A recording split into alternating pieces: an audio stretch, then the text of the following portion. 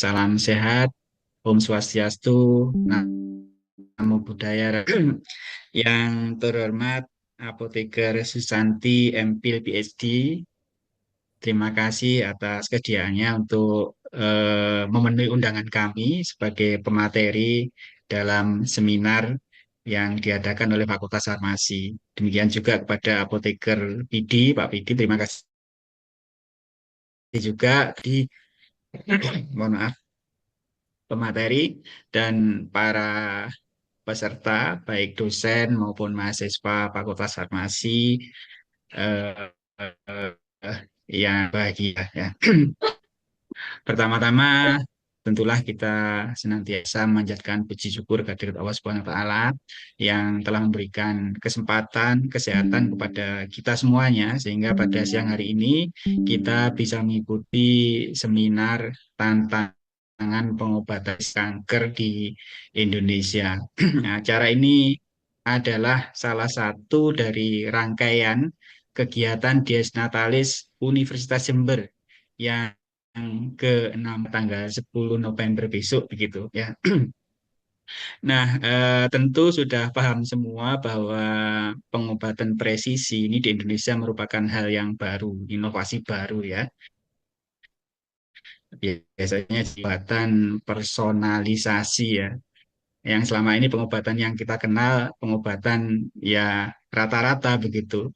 Ya tidak secara persen tapi apa dosis dan lain-lain itu eh, dosis rata-rata untuk orang Indonesia. Nah, ini begitu karena memang tantangannya saya kira tidak mudah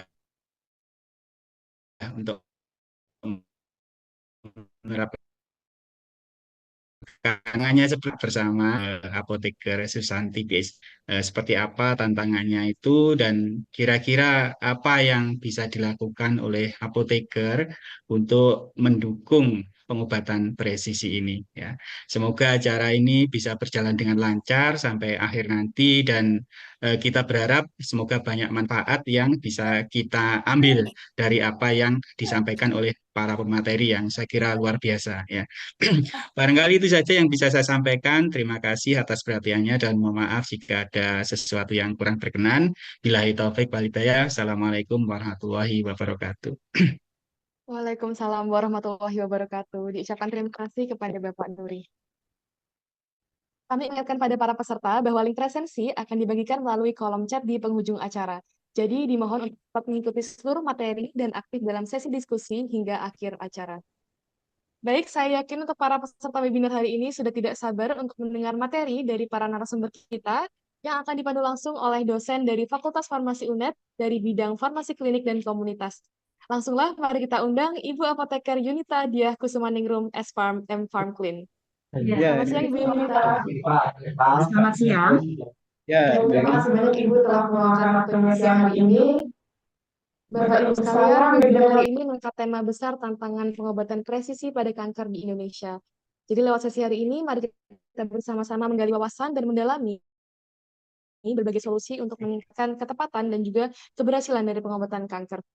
Baik, kepada Ibu Yunita, dipersilakan. Terima kasih kepada pembawa acara atas kesempatan yang telah diberikan kepada saya untuk memandu sesi kali ini hingga selesai. Saya ucapkan selamat siang kepada Bapak Dekan, kemudian kepada narasumber atau pemateri kita pada siang hari ini, yaitu ada Bapak Apoteker Vidi Agustian, MSc, kemudian kepada Ibu Apoteker Susanti MPhil PhD yang kemungkinan akan hadir, dan juga seluruh peserta seminar yang berbahagia. Saya juga mengucapkan terima kasih kepada dua narasumber kita yang luar biasa atas kesediaannya untuk dapat berbagi ilmu dan pengalaman dengan kita semua yang hadir pada seminar kali ini yang mengusung tema tantangan pengobatan presisi pada kanker di Indonesia. Izinkan saya menginformasikan bahwa pada sesi kali ini kita akan mendengarkan pemaparan materi yang sangat menarik terlebih dahulu oleh dua narasumber hebat kita. Pemaparan materi yang pertama oleh Bapak Apoteker Vidi Agustian MSc selama kurang lebih 45 menit. Kemudian dilanjutkan dengan pemaparan materi yang kedua oleh Ibu Apoteker Susanti MPhil PhD selama kurang lebih 45 menit. Dan diakhiri dengan tanya jawab serta diskusi selama kurang lebih 30 hingga 45 menit. Bagi peserta yang ingin mengajukan pertanyaan, silahkan bisa menuliskan pertanyaan tersebut pada kolom chat Zoom dengan menuliskan nama dan asal instansi atau bisa dengan raise hand ketika sesi diskusi sedang berlangsung. Baiklah, Bapak Ibu hadirin sekalian, kita akan memasuki pemaparan materi yang pertama oleh Bapak Apoteker Widi Agustian, MSc, dengan topik teknologi farmasi dalam sistem penghantaran antibodi untuk terapi kanker. Sebelumnya, izinkan saya untuk membacakan CV beliau terlebih dahulu. Bapak Apoteker Widi Agustian RMSc merupakan salah satu dosen di Fakultas Farmasi Universitas Jember. Beliau menyelesaikan pendidikan sarjana dan profesi apoteker di tahun 2004 hingga tahun 2009, serta magister di bidang ilmu farmasi tahun 2015 di Universitas Gadjah Mada. Saat ini beliau juga sedang menempuh pendidikan doktoral di universitas yang sama, yaitu Universitas Gadjah Mada. Selain aktif sebagai dosen, beliau pernah menjabat sebagai sekretaris bagian farmasetika di tahun 2016 hingga tahun 2023. Beliau juga pernah menjabat sebagai Kepala Laboratorium Teknologi Sediaan Steril di tahun 2018 hingga tahun 2022 di Fakultas Farmasi Universitas Jember. Beliau juga memiliki pengalaman penelitian yang luas di bidang formulasi, nanoemulsi, nanopartikel, dan telah dipublikasikan di jurnal nasional maupun internasional, yang tentunya sangat relevan dengan topik seminar kita kali ini. Untuk mempersingkat waktu, tanpa perlu berlama-lama lagi, maka saya persilahkan kepada narasumber kita, Bapak Apoteker Widi Agustian, untuk menyampaikan materinya. Selamat siang, Bapak. Selamat siang, terima kasih Bu Yunita. Cek apakah bisa didengar suara saya? Bisa, Pak. Untuk selanjutnya, waktu dan tempat kami persilahkan. Monggo, Bapak. Baik, terima kasih. Saya siapkan materi dulu ya.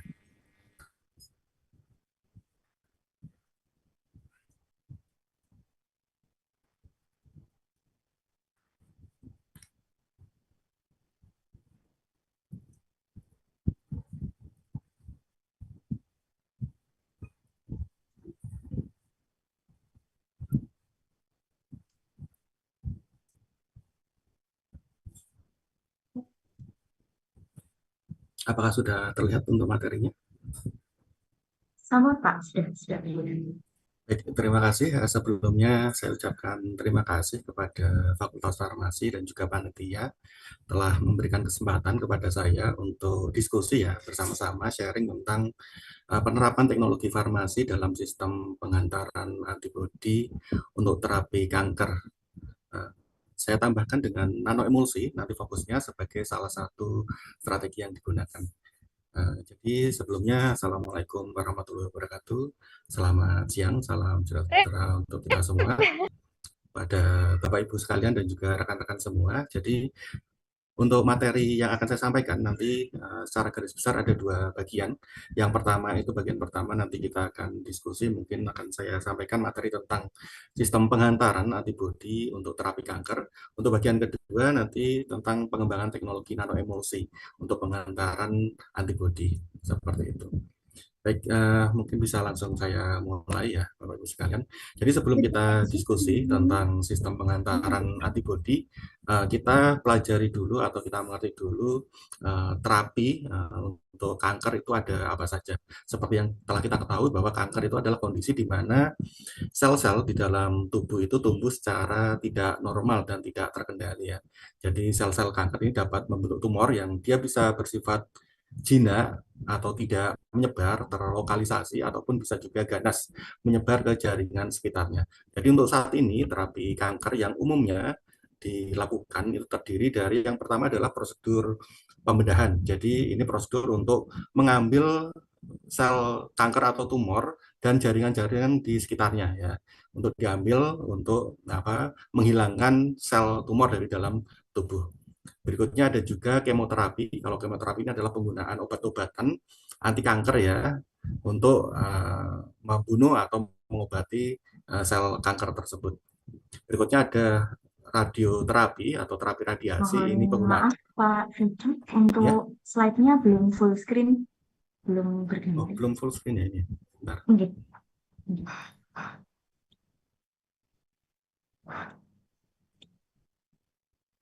Apakah sudah? Belum Pak di saya. Coba saya stop share dulu. Saya ulangi lagi share screen.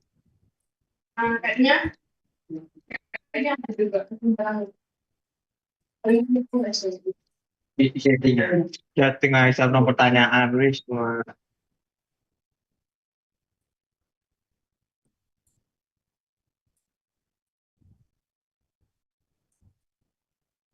Apakah sudah? Belum ya? Belum full screen tapi Bapak di saya Bapak.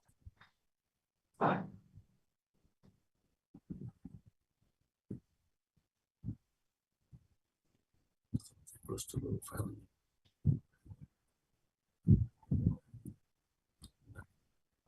Mohon maaf sebentar ya.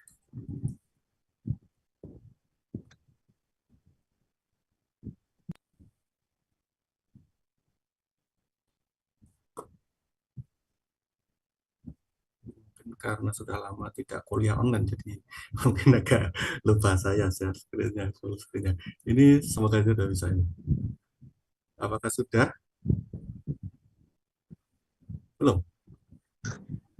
Di saya belum full screen sih Bapak, tapi enggak masalah. Mungkin zoom-nya bisa agak diperbesar Bapak supaya terlihat. Sebentar. Atau mungkin dibantu oleh panitia kah Bapak? Atau bagaimana? Sebentar ya. Nggih.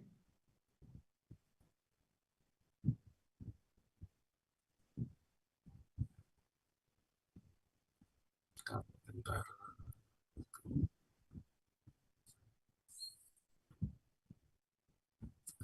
Kalau seperti ini? Sudah Pak. Nggih, Ya. sampun. Baik, terima kasih. Oke, baik, saya lanjutkan ya. Tadi sampai radioterapi ya, jadi penggunaan radiasi gitu ya untuk membunuh sel kanker. Berikutnya ada imunoterapi. Jadi ini penggunaan sistem imun kekebalan tubuh yang ada di tubuh kita untuk membantu mengenali sel kanker dan membunuhnya gitu ya. Jadi nanti kita ada kaitannya dengan imunoterapi ini karena nanti pemanfaatan imunoglobulin atau antibodi ini bagian dari imunoterapi ini. Berikutnya ada juga targeted terapi, yaitu pengobatan kanker ini dengan cara spesifik membunuh sel kankernya. Nah, salah satunya juga bisa memanfaatkan antibodi karena ada ikatan spesifik antara antibodi dan antigen yang ada di sel kanker, sehingga penggunaan antibodi ini bisa digunakan untuk mengarahkan pengobatan agar dia bisa spesifik pada sel kanker. Lalu berikutnya ada transplantasi sumsum tulang ya. Jadi kalau ada sel kankernya ada di sumsum tulang, di mana sumsum tulang ini penting sekali karena di sana ada stem cell gitu ya. Jadi ini bisa dilakukan transplantasi untuk pengobatannya. Lalu berikutnya ada terapi hormon ya. Jadi modifikasi atau fungsi dari hormon untuk membantu membunuh sel-sel kanker yang ada di dalam tubuh kita. Jadi kita fokus tadi ke imunoterapi ya, karena tadi kaitannya imunoterapi ini dengan antibodi yang dimanfaatkan nanti untuk membunuh sel kanker. Jadi imunoterapi ini adalah jenis pengobatan kanker yang memanfaatkan sistem kekebalan tubuh sebenarnya yang ada di dalam tubuh kita sendiri untuk melawan sel kanker. Jadi berbeda dengan terapi tradisional yang sering digunakan yaitu kemoterapi maupun radioterapi yang biasanya mereka langsung menyerang sel kanker, imunoterapi ini fokusnya sebenarnya ada dua. Yang pertama pada penguatan dan pengaktifan kemampuan dari tubuh kita untuk mengenali dan membunuh sel kanker. Untuk jenis-jenis imunoterapi sendiri ada beberapa. Yang pertama ada antibodi monoklonal yang nanti akan kita bahas lebih lanjut, yaitu antibodi yang dibuat di laboratorium yang dapat menargetkan secara spesifik protein yang ada pada sel kanker. Lalu berikutnya ada inhibitor checkpoint imun. Obat-obatan ini menghalangi sinyal yang menghambat respon imun, termasuk yang tren saat ini adalah yang menargetkan protein PD-1 dan PD-L1. Lalu ada vaksin kanker. Jadi sesuai namanya, vaksin ini dirancang untuk meningkatkan respon imun terhadap kanker. Lalu ada interferon dan interleukin, keduanya adalah sitokin ya yang diproduksi oleh tubuh untuk meningkatkan aktivitas sistem imun yang ada di dalam tubuh kita. Lalu yang sedang tren juga saat ini ada terapi sel T. Jadi sel T ini adalah salah satu sel imun yang ada di dalam tubuh kita, salah satu adaptif imun yang ada di dalam tubuh kita, termasuk yang lain ada sel B ya. Sel T ini dapat diprogram untuk melawan sel kanker. Yang populer saat ini digunakan adalah CAR T cell terapi. Jadi sedikit tentang CAR T cell terapi ini seperti apa. Jadi pada prinsipnya kita mengisolasi sel T dari pasien, jadi kita ambil darah dari pasien untuk diisolasi sel T-nya, lalu kita modifikasi sel T tersebut diberikan atau disisipkan gen tertentu sehingga dia akan mengekspresikan protein sebagai reseptor ya. Jadi disebut CAR ini chimeric antigen reseptor di permukaan T-sel tersebut, sehingga ketika dia sudah mengekspresikan CAR-T tadi di permukaan selnya, dia akan lebih spesifik untuk mengenali atau lebih mengenali secara spesifik sel kanker. Jadi setelah kita dapatkan, kita rekayasa T-sel yang didapatkan dari tubuh pasien tadi, kita tambahkan reseptor khusus tadi, lalu kita ternakkan sel T tadi, kita kulturkan, lalu setelah dapat cukup banyak, lalu kita kembalikan ke tubuh pasien, sehingga nanti ketika di dalam tubuh, sel T tadi secara spesifik akan mengenali sel kanker tadi, sehingga dapat membunuh sel kanker tersebut. Ini gambarannya untuk sel kankernya misalnya, lalu di dalam tubuh, CAR T-sel ini dia akan spesifik mengenali sel kanker tersebut, berinteraksi untuk dibunuh. Oke, kita masuk ke tadi antibodi ya. Jadi antibodi itu apa? Antibodi itu adalah suatu protein, biasa kita sebut sebagai imunoglobulin, yang diproduksi oleh sel B ya. Jadi sekali lagi, selain sel T, tadi ada sel B di sistem imun kita, sebagai bagian dari respon imun tubuh. Jadi berfungsi untuk mengenali dan menetralkan zat asing seperti bakteri, virus maupun racun. Jadi proses kerja dari sel B ini setelah terpapar antigen, dia akan mengaktifkan, antibodi ini akan mengaktifkan sel B untuk mengenali antigen. Sel B diaktifkan dan mulai membelah diri. Setelah sel B membelah diri, dia akan termaturasi, terdiferensiasi menjadi sel plasma, yang berikutnya sel plasma ini akan membentuk atau memproduksi antibodi. Sel B ini juga akan bisa terdiferensiasi menjadi sel B memori, yang dia akan mengingat ya, kalau terinfeksi berikutnya oleh antigen yang sama, dia akan mengingat, memberikan respon imun terhadap antigen tersebut. Jadi peran antibodi ini secara umum ada 3 ya. Yang pertama adalah menetralisasi, mengikat dan menetralkan patogen dan mencegah patogen tersebut untuk menginfeksi sel. Lalu ada opsonisasi, opsonisasi proses untuk menandai patogen, mengenali patogen, dan berikutnya dia akan dihancurkan oleh sel-sel imun yang lain. Berikutnya juga antibodi ini dapat mengaktifasi sistem komplement yang dapat menghancurkan sel yang atau patogen tersebut. Jadi untuk antibodi ini, struktur antibodi ini berbentuk seperti huruf Y di sini, di mana di bagian atas ini ada rantai ringan di sini, light chain, dan juga ada dua atau sepasang rantai berat, heavy chain ya, di tengahnya ini.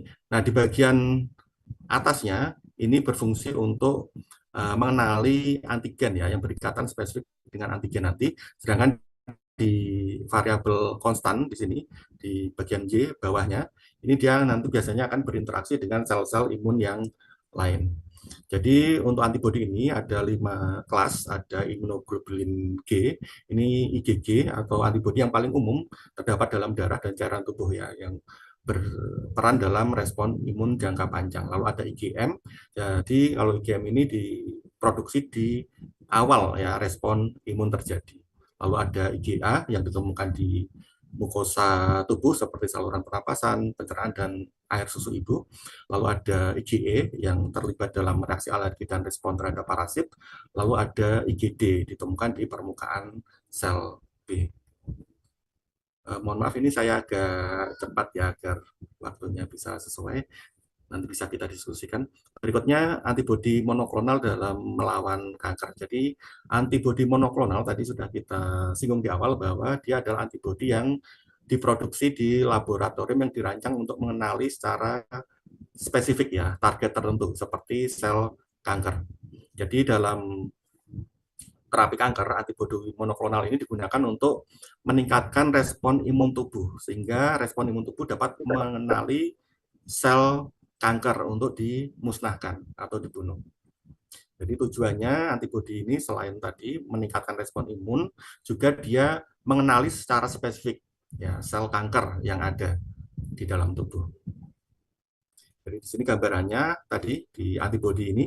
Di antibodi ini di ujung antibodinya di rantai ringannya tadi, dia akan berikatan atau mengenali antigen yang ada biasanya ada di permukaan sel kanker, dan dia akan memicu respon imun berikutnya. Tadi untuk mekanismenya tadi sudah disebutkan ada opsonisasi, lalu ada memicu aktivasi sistem komplement, lalu juga bisa digunakan untuk penghantaran obat ya. Jadi karena sifatnya ikatannya dia yang spesifik antara antibodi dengan antigen, dia bisa digunakan sebagai pemandu ya.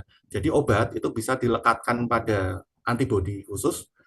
Berikutnya obat tadi akan dibawa oleh antibodi ini untuk mengenali antigen yang ada di sel kanker, sehingga obatnya bisa bekerja secara spesifik pada sel kanker tersebut. Atau dia juga bisa bekerja sebagai penghambatan reseptor. Jadi beberapa antibodi monoklonal itu dapat menghambat reseptor tertentu di permukaan sel kanker, sehingga selnya dapat mati ataupun terhambat pertumbuhannya. Bapak Ibu, rekan-rekan sekalian, ini berikut adalah beberapa contoh ya antibodi monoklonal yang digunakan dalam terapi kanker. Yang pertama ada trastuzumab ya. Jadi trastuzumab ini digunakan untuk mengobati kanker kanker payudara HER2 positif ya. Jadi di sel kanker payudara HER2 positif, di sini ada protein reseptor HER2 yang ada di permukaan sel yang dia akan dikenali oleh trastuzumab ini, antibodi ini. Jadi dia akan menghambat sel tersebut untuk berproliferasi sehingga pertumbuhan sel kanker dapat dihambat di sini. Lalu ada rituximab ya yang digunakan untuk mengobati limfoma non-Hodgkin. Jadi kanker limfoma ini jadi melibatkan produksi sel B yang berlebihan. Jadi dia rituxan atau rituximab ini dia akan bekerja secara selektif, dia akan berikatan dengan CD20 yang ada di permukaan sel B. Lalu berikutnya ada nivolumab dan pembrolizumab. Jadi kalau dua antibodi ini dia bekerja untuk menghambat checkpoint imun ya. Tadi ada PD-1 dan PD-L1 tadi. Jadi gambarannya seperti ini. Jadi ketika ada sel yang mengalami kanker, ada sel kanker, mereka cenderung untuk mengekspresikan atau mengeluarkan protein yang disebut PD-L1. Jadi PD-L1 ini adalah protein yang ketika dia berikatan dengan protein di permukaan sel-sel imun PD-1, dia akan memberikan sinyal pada respon imun untuk berhenti bekerja. Oleh karena itu, sel kanker ini biasanya dia bisa menghindari respon imun dengan adanya PD-L1 ini. Jadi ketika kita menggunakan antibodi yang dia spesifik pada ligan tersebut, PD-L1 ini, maka interaksi antara PD-L1 dan PD-1 dia akan terhambat sehingga respon imun masih dapat berlangsung atau terjadi untuk membunuh sel kanker tersebut. Berikutnya kita menuju ke bagaimana kita menghantarkan antibodi monoklonal. Jadi penghantaran antibodi monoklonal ini dirancang untuk mengenali dan mengikat secara spesifik antigen yang pada umumnya ada di permukaan sel kanker. Jadi tujuannya adalah untuk yang pertama meningkatkan efektivitas karena tadi dia spesifik, sehingga sebagian besar antibodi ataupun obat yang diikatkan dengan antibodi dia akan menuju ke sel kanker dan menghancurkannya, sehingga efektivitas obatnya akan semakin meningkat atau efektivitas antibodi akan semakin meningkat. Berikutnya tujuannya adalah mengurangi efek samping. Dengan cara apa? Tadi karena dia spesifik sehingga antibodi ataupun obat yang dilekatkan dengan antibodi tadi dia tidak merusak sel-sel yang sehat karena dia spesifik berikatan dengan antigen yang ada di sel kanker. Jadi dia spesifik sekali lagi merusak sel kankernya sehingga tidak menyebabkan efek samping yang berlebihan. Untuk penghantaran antibodi monoklonal ini meliputi bisa diberikan secara infus intravena. Jadi secara umum biasanya memang diberikan infus intravena. Jadi memungkinkan antibodi ini untuk masuk ke sistem aliran darah di sirkulasi sistemik sehingga dapat beredar dan apabila bertemu dengan sel kanker, dia akan berikatan secara spesifik tadi dengan sel kanker tersebut. Lalu bisa juga dihantarkan langsung secara terlokalisasi pada sel tumor. Jadi misalnya diinjeksikan secara lokal, jadi diinjeksikan langsung pada sel yang mengalami kanker atau sel tumor tadi, jaringan yang mengalami tumor tadi. Ataupun ada beberapa penelitian yang juga mengeksplorasi mengembangkan untuk menggunakan semacam band atau pita ataupun gel yang dia diberi antibodi yang ditempatkan di sekitar jaringan tumor, sehingga tadi secara lokal antibodi tadi akan mengenali sel kanker tersebut. Yang ketiga ada nanopartikel dan sistem pembawa. Ini masih dalam pengembangan, jadi nanopartikel ini dengan nanopartikel antibodi ini dapat dikemas atau dienkapsulasi, ya, dibawa oleh nanopartikel, dirancang untuk meningkatkan penetrasi ke dalam sel tumornya. Jadi ini juga dapat membantu menargetkan tumor dengan lebih efektif dan lebih spesifik. Ataupun bisa juga dengan pembawa khusus, ya. Jadi dengan vehicle tertentu, pembawa tertentu, misalnya berbentuk liposom ataupun neosom misalnya, atau misel atau polimeric misel, antibodi ini dapat dibawa untuk menuju sel yang mengalami tumor atau kanker, sehingga dia lebih spesifik, ya, tidak menargetkan sel-sel yang atau jaringan yang sehat.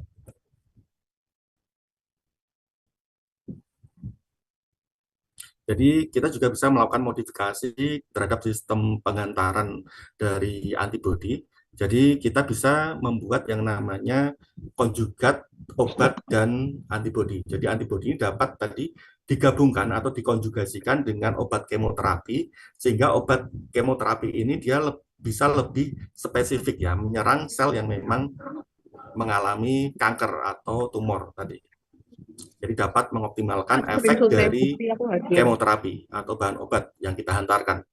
Atau kita juga bisa mengambil bagian dari antibodinya, yaitu fragmen FAB tadi. Jadi FAB ini adalah ujung lengannya yang di antibodi tadi, lengan atasnya tadi, yang dia secara spesifik mengenali antigen yang ada di sel kanker. Jadi kita bisa mengambil fragmen tersebut, kita bisa menghantaran obat dengan atau diberi penanda tadi, FAB tadi, untuk mengenali sel kanker seperti itu. Jadi harapannya tadi dia lebih spesifik untuk mengurangi efek samping terhadap sel-sel yang sehat. Nah, ini contoh dari antibody drug konjugat, ya. Jadi obat yang dilekatkan atau dikonjugasikan dengan antibody atau sering disebut sebagai ADC, ya, antibody drug conjugates. Di sini misalnya ada dua contoh. Yang pertama ada Milotrak. Milotrak ini adalah edisi pertama yang disetujui oleh FDA, ya. Dia ada antibodi namanya gemtuzumab, dia dikonjugatkan dengan agen kemoterapi ozogamisin di sini. Lalu yang kedua ada Kadcyla. Kalau Kadcyla ini menggunakan antibodi trastuzumab yang dilekatkan dengan agen kemoterapi emtansin, ya. Jadi gambarannya seperti ini. Jadi ketika antibodi ini, trastuzumab ini dia dikonjugasikan dengan obatnya di sini, emtasin di sini, dia biasanya membutuhkan linker tertentu. Di sini linkernya menggunakan MCC, ya. Jadi di bawah dia ketika sampai di permukaan sel yang mengalami kanker, sel kanker di sini, dia akan spesifik karena tadi trastuzumab antibodi ini berikatan secara spesifik terhadap HER2 reseptor, ya, di permukaan sel kanker. Setelah itu dia akan bisa dikenali dan masuk ke dalam sel kanker melalui lisosom, dia akan dipecah, obatnya akan terlepas, dan dia akan merusak mikrotubulus yang ada di sel kanker sehingga dapat membunuh sel kanker tersebut. Secara umum seperti itu. Berikutnya bagaimana kita memproduksi antibodi monoklonal. Jadi tadi antibodi monoklonal ini adalah antibodi yang diproduksi di laboratorium dengan teknologi yang namanya teknologi hibridoma. Jadi caranya seperti apa hibridoma ini? Jadi kita pertama melakukan imunisasi terhadap hewan, biasanya digunakan tikus, ya, diimunisasi dengan antigen yang spesifik yang berasal dari sel kanker. Setelah diimunisasi, maka tikus tadi akan memberikan respon imun, akan menghasilkan atau memproduksi sel B, ya, untuk merespon dari antigen tersebut. Lalu sel B tadi dari tikus tadi diisolasi, diambil dari darahnya, dari tikusnya tadi, lalu difusikan dengan atau dihibridkan, ya, dengan sel kanker myeloma, ya. Jadi dihibridkan, nanti dia akan menghasilkan sel hibrid, yang namanya sel hibridoma. Jadi sel hibridoma ini nanti dia akan menghasilkan antibodi, mengekspresikan atau mengeluarkan antibodi yang dia spesifik untuk kanker tadi.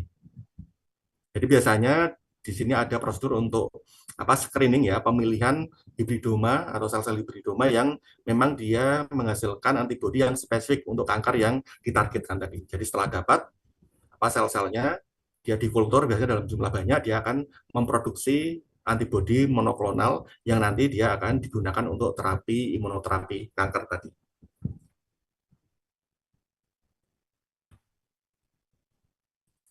Sedangkan untuk formulasi antibodi ketika dia akan diberikan kepada pasien, itu ada beberapa bahan yang perlu ditambahkan selain antibodinya sendiri. Yang pertama ada dapar atau buffer. Jadi dapar atau buffer ini digunakan untuk menjaga pH ya, agar sesuai dengan antibodi yang diformulasikan tadi. Jadi agar antibodinya tetap stabil dan dapat bekerja secara efektif. Lalu berikutnya ada stabilisator, tentu saja untuk menjaga stabilitas dari antibodinya, menjaga struktur dari antibodinya, bisa ditambahkan seperti garam, gliserol, atau protein-protein tambahan tertentu. Lalu ada kalanya kita membutuhkan pengawet ya, pengawet antimikroba. Jadi apabila misalnya ada kemungkinan terkontaminasi selama penggunaan terapi antibodi ini, maka bisa diberikan pengawet antimikroba. Kita juga bisa mengatur sistem penghantaran dari formulasinya tadi berdasarkan misalnya bentuk sediaan. Jadi kalau antibodi ini bisa diformulasikan dalam bentuk larutan ataupun dalam bentuk serbuk kering terliofilisasi ya, atau bentuk lain yang memudahkan administrasi, misalnya sediaan injeksi yang lain gitu ya, misalnya emulsi dan lain sebagainya.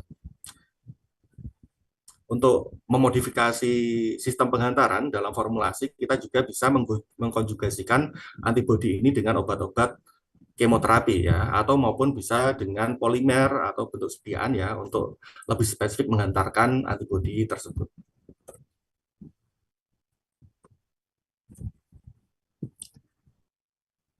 Baik, mungkin kita akan masuk ke bagian kedua ya, tentang teknologi nanopartikel dalam mengantarkan antibodi.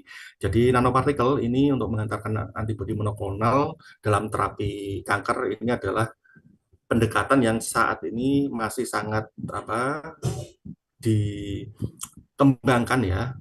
Jadi untuk meningkatkan efisiensi dan spesifitas pengobatan. Jadi nanopartikel ini karena ukurannya yang nano, dan dia nanopartikel ini dapat dimodifikasi untuk dapat membawa dan menghantarkan obat termasuk antibodi monoklonal ini masuk langsung menuju sel kankernya. Jadi keunggulan nanopartikel ini dalam pengantaran antibodi ini, dia targetingnya akan lebih spesifik karena ukuran yang lebih kecil, dia bisa membawa antibodi ini lebih jauh ya, masuk sesuai target yang diinginkan. Terutama apabila ada barrier-barrier tertentu ya, dia sulit sekali ditembus oleh obat atau antibodi atau protein yang dengan ukuran besar seperti itu. Jadi dia bisa lebih mudah membawa antibodi tersebut. Tentu saja karena ukuran kecil, jadi dia bisa meningkatkan penetrasi dari obat yang dibawa.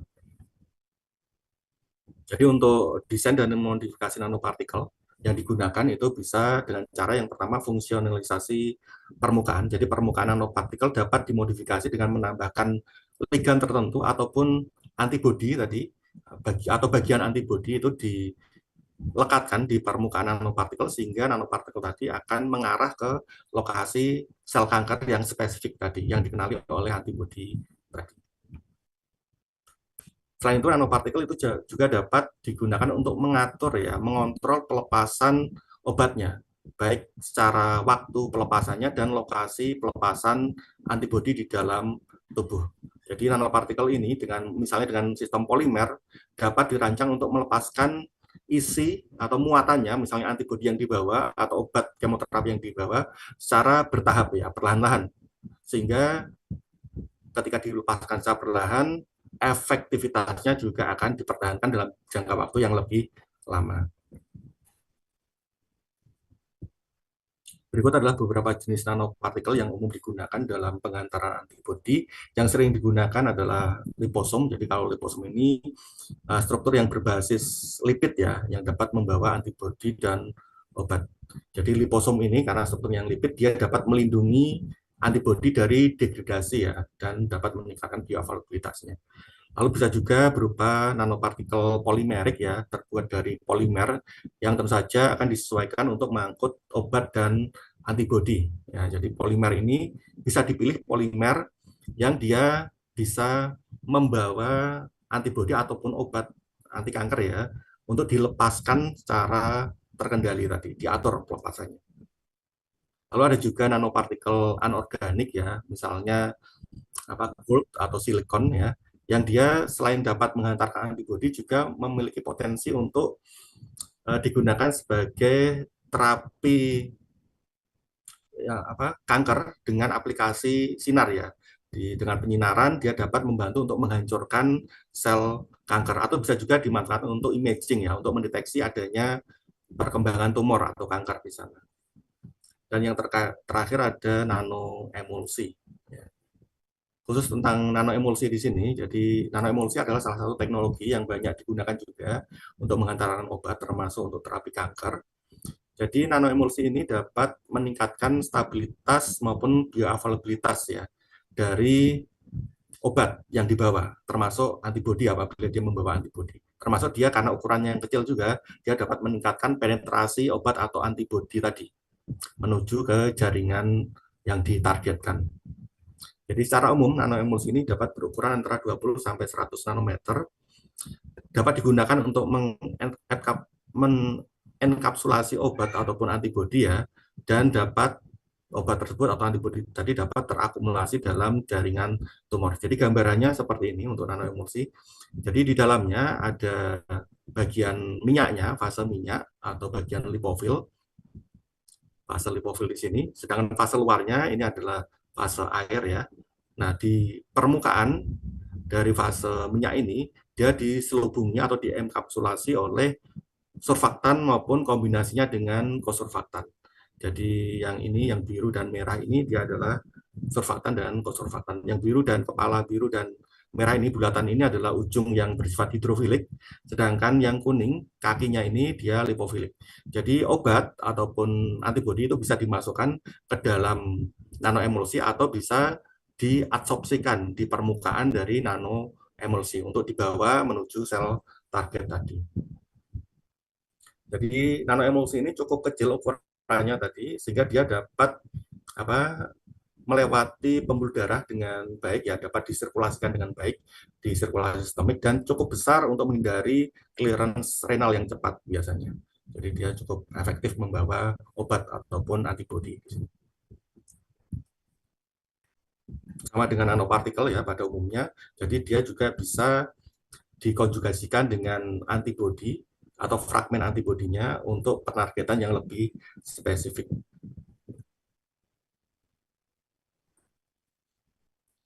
Bapak Ibu sekalian dan rekan-rekan semua, jadi ini adalah salah satu penelitian yang mengembangkan sediaan nanoemulsi ya, nanoemulsi dari taksoid ya, taksoid senyawa anti kanker ya, SBT 1214 ini, yang dia dikonjugasikan dengan DHA, yang dia diformulasikan dalam bentuk nanoemulsi.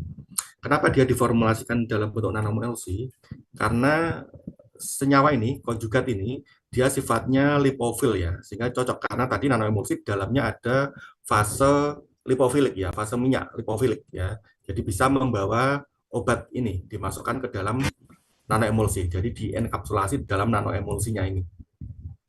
Selain itu, konjugat ini dia memiliki ikatan ester yang dia di sirkulasi sistemik ketika ketemu dengan enzim esterase, dia mudah untuk putus. Sehingga kalau dia dienkapsulasi ke dalam nanoemulsi, dia terlindung dari esterase tadi. Sehingga dia tetap terkonjugasi di sini. Oleh karena itu dia diformulasikan dalam bentuk nanoemulsi, dengan fase minyaknya dia menggunakan minyak ikan di sini. Lalu dia dikombinasikan dengan antibodi, yaitu anti PD-L1 tadi ya, jadi yang ada di permukaan PD-L1 ini kan reseptor atau protein yang ada di permukaan sel kankernya tadi, ini antibodinya, jadi anti PD-L1 antibodi ya, dikombinasikan untuk meningkatkan efektivitas anti tumor ya dari model kanker ya, pankreatik adenokarsinoma di sini. Jadi gambarannya seperti itu. Jadi untuk hasil penelitian ini, jadi setelah diformulasikan, jadi dia menggunakan nanoemulsi dengan kombinasi surfaktan, dia menggunakan Twin 80, ada lipoid 80, dan juga ada DSPE PEG 2000, dengan minyak ikan tadi sebagai fase minyaknya, diformulasikan menjadi nanoemulsi. Dia diukur ukuran dropletnya, dia diamati dengan elektron mikroskop dengan TEM di sini, ukuran bentuknya sferis ya dropletnya, dengan ukuran kalau diamati di sini dari hasil particle size analyzer-nya dia di kisaran 200 nanometer, dari cukup kecil ya ukuran dari nanoemulsinya. Di sini terlihat, di sini juga distribusinya juga cukup baik ya. Dia monodispers di sini. Jadi ukurannya cenderung seragam sehingga memungkinkan dia lebih stabil ya, kemungkinan dia lebih stabil. Lalu dari data zeta potensialnya di sini, zeta potensialnya dia memiliki nilai berkisar sekitar minus 29 atau 30 di sini. Jadi zeta potensial ini menunjukkan stabilitas dari droplet suatu nanoemulsi ya. Jadi salah satu karakternya bisa dilihat dari zeta potensial ini. Jadi apabila nilai zeta potensial itu di atas atau lebih dari 30 milivolt, diharapkan nanti ada tolak menolak yang kuat antar partikel droplet. Jadi partikelnya, dropletnya ini cenderung untuk tidak menyatu ya, tidak terkoalesensi, tidak membentuk droplet yang lebih besar seperti itu. Ya, di sini ternyata dia berhasil membentuk nanoemulsinya.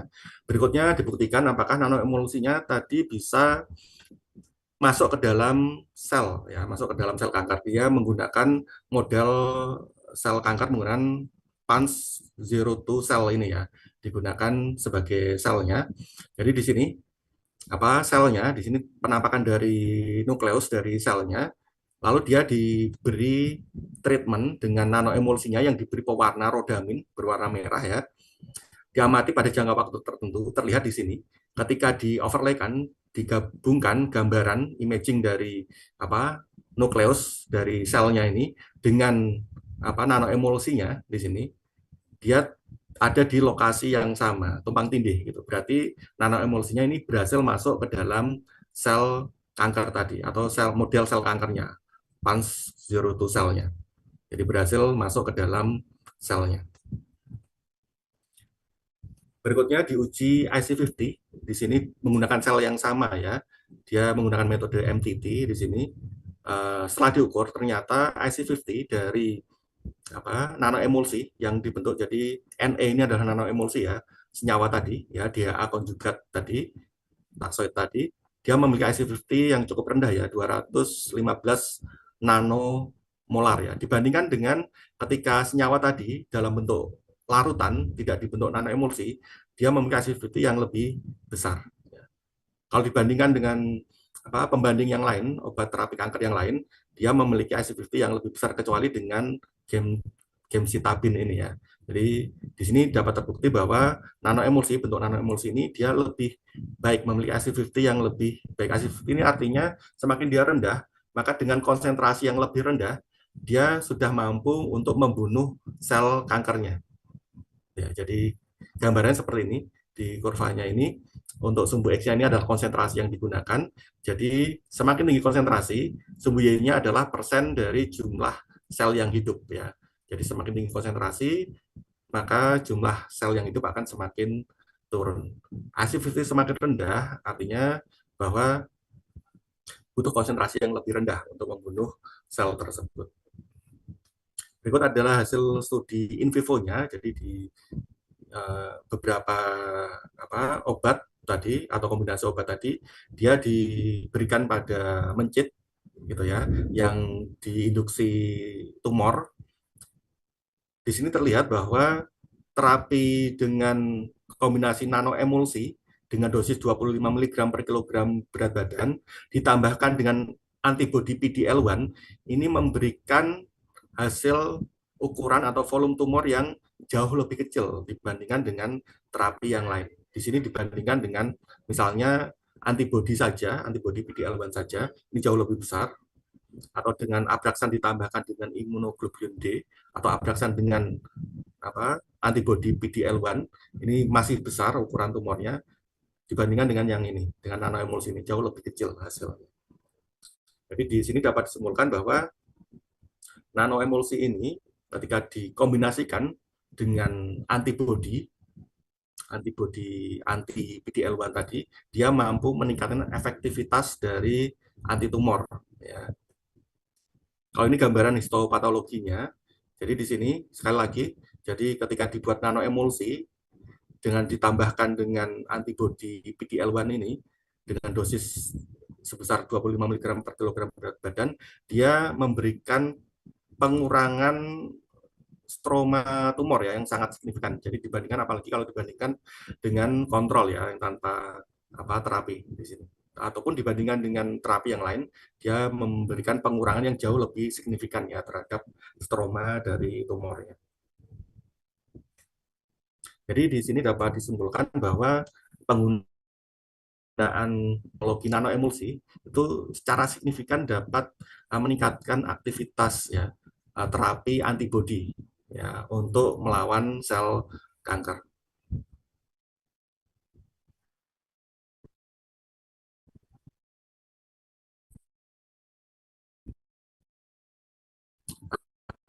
Adalah teknologi nanopartikel yang sangat sederhana, jadi dapat diterapkan hampir atau dibuat hampir di semua laboratorium ya. Jadi sebenarnya untuk pembuatan nanoemulsi ada beberapa metode, mulai dari yang metode yang membutuhkan alat yang lebih canggih ya. Misalnya di sini ada menggunakan high pressure homogenization ataupun microfluidization, itu menggunakan alat tertentu diberi tekanan tinggi untuk mengecilkan ukuran dropletnya, ataupun bisa juga dengan pemanasan. Jadi prinsipnya adalah fase air campur fase minyak dan surfaktan, lalu diberikan pemanasan untuk mengecilkan ukuran partikelnya, ataupun dengan menggunakan pelarut organik yang nanti pelarut organiknya akan dihilangkan seperti itu, ataupun dengan metode yang paling sederhana yaitu mencampur fase minyak dengan fase air dengan pengadukan yang ringan. Jadi akan terbentuk emulsi dalam ini ukurannya nano secara spontan di sini. Ini hampir semua laboratorium bisa melakukannya. Jadi kita sebenarnya bisa mengembangkan sediaan nanoemulsi ini ya di tempat kita di laboratorium kita, tinggal kita melakukan pengujian untuk efektivitasnya nanti. Jadi ini sangat berpotensi nanoemulsi ini untuk dikembangkan lebih lanjut. Jadi penelitian untuk pengantar antibodi masih terus dikembangkan ya untuk meningkatkan efikasi dan spesifitasnya dan dalam menargetkan sel kanker, tapi tidak mempengaruhi atau tidak merusak sel yang sehat ya. Teknologi nanopartikel terutama nanoemulsi ini dengan berbagai macam bentuk yang lain juga dengan berbagai macam karakternya sangat sesuai untuk mencapai tujuan tersebut. Harapannya kita dapat mengembangkan secara bersama-sama gitu ya untuk teknologi nano untuk mengantarkan antibodi ini untuk melawan sel kanker tersebut. Baik, saya kira itu dari saya. Terima kasih atas waktu yang diberikan kepada Ibu Yunita. Saya kembalikan ke Ibu Yunita. Baik, terima kasih saya ucapkan kepada Bapak Apoteker Vidi atas pemaparan materi yang sangat luar biasa, yang tentunya dapat menambah wawasan serta pengetahuan kita semua mengenai bagaimana inovasi teknologi farmasi seperti sistem penghantaran nanoemulsi dapat meningkatkan stabilitas, bioavailabilitas, dan juga efikasi dari terapi antibodi untuk membantu menjawab tantangan pengobatan presisi pada terapi kanker. Mohon ditunggu Bapak untuk sesi diskusi setelah pemaparan materi yang kedua. Baiklah Bapak Ibu hadirin sekalian, kita lanjutkan dengan pemaparan materi yang kedua oleh Ibu Apoteker Susanti MPhil PhD. Selamat siang Ibu. Ya, selamat siang. Assalamualaikum warahmatullahi wabarakatuh. Bagaimana kabarnya Ibu? Alhamdulillah baik. Mohon maaf agak terlambat. Nggak apa-apa Ibu. Baiklah, untuk materi yang akan dibawakan oleh Ibu Apoteker Susanti adalah mengenai Building Local Resilience of Molecular Diagnostic and Pharmacogenomic Testing for Cancer. Sebelumnya, izinkan saya untuk membacakan CV beliau terlebih dahulu.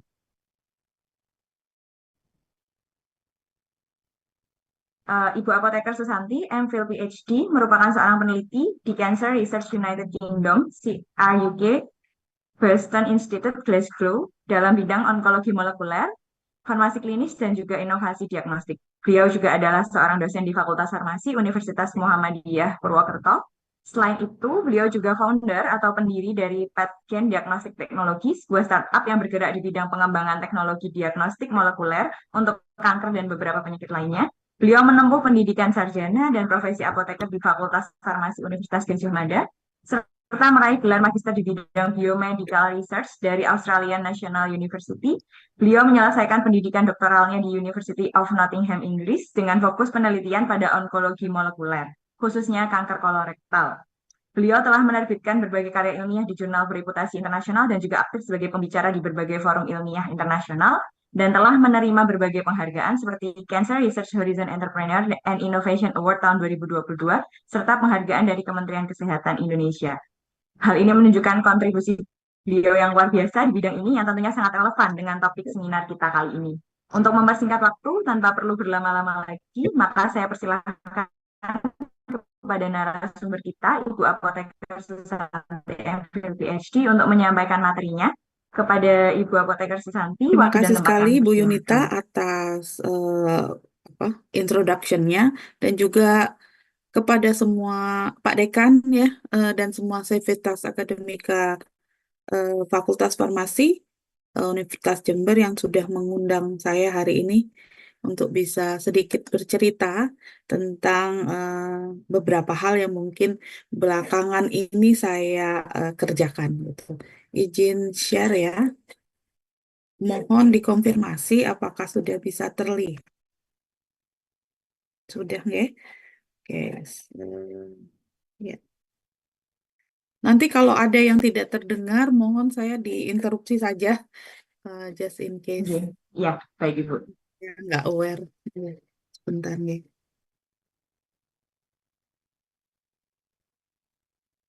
Hmm,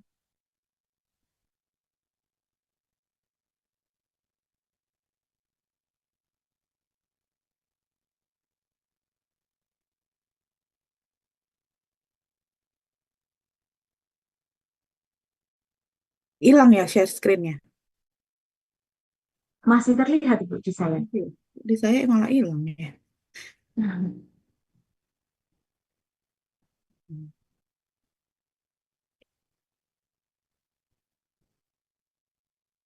Oke.